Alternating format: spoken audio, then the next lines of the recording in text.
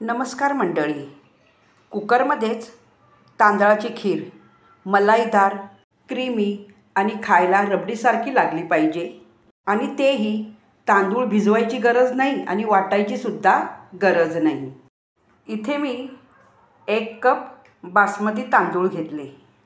खीर बनवताना नेहमी नव्या तांदळाचा उपयोग करायचा. बासमती तुकडा घ्या किंवा आंबेमोहर, इंद्रायणी असा सुगंधी तांदळाचा उपयोग करायचा. कुकरमध्ये मी 1 चमचा तूप घालून घेतले. आता याच्यामध्ये धुवून घेतलेले तांदूळ घालून घ्यायचे.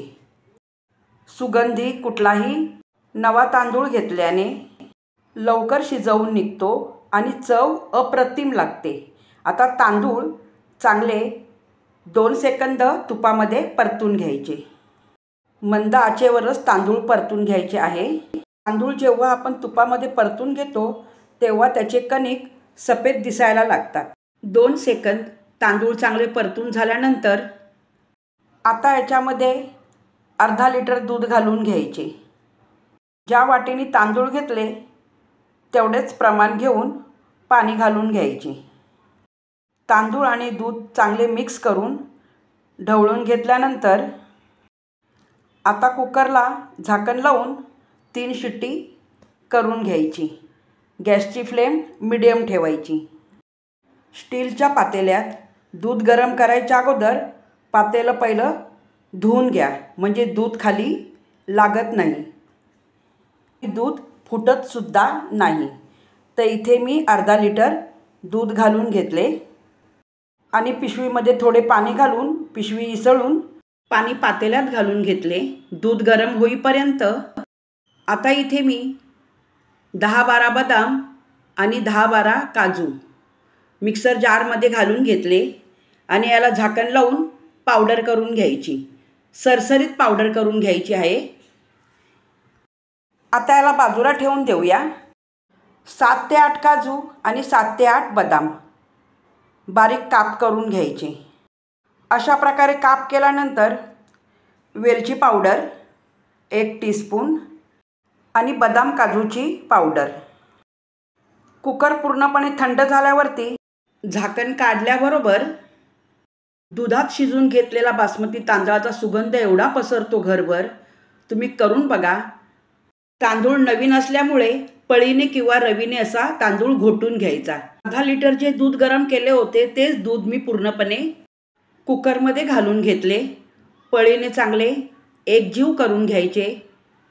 असा जर का तांदूळ शिजवून घेतला गुठळी व्हायचा प्रश्नच येत नाही. आता गॅस चालू करून मंद आचेवर ठेवायचा. ज्या वाटीने तांदूळ घेतले त्याच वाटीने 1 वाटी साखर घालून घ्यायची. साखर मिक्स केल्यानंतर याच्यामध्ये काजू बदामची पावडर घालून घ्यायची आणि पुन्हा एकदा पळीने चांगले ढवळून घ्यायचे. गॅसची फ्लेम मंद आचेवरच ठेवायची.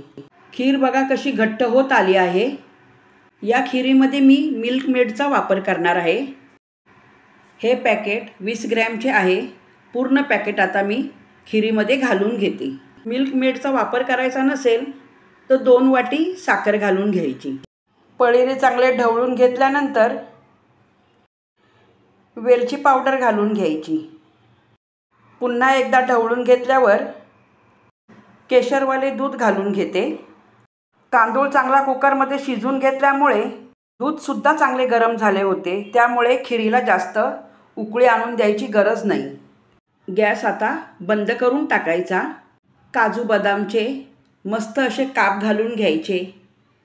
जेव्हा आपण अशा प्रकारे खीर बनवतो ना तेव्हा पूर्ण घरामध्ये सुगंध पसरतो आणि सुगंधाप्रमाणे चवीलाही अतिसुंदर खीर होते. पुन्हा एकदा याच्यावरती मी ड्रायफ्रूट घालून घेतले. बदाम, पिस्ता, काजू. अशी ही कमी वेळात होणारी क्रीमी आणि रबडी खीर तुम्हाला कशी वाटली मला कमेंट्स करून सांगा. आवडल्यावर लाईक करा, सबस्क्राईब करा. पुन्हा भेटूया पुढच्या व्हिडिओमध्ये.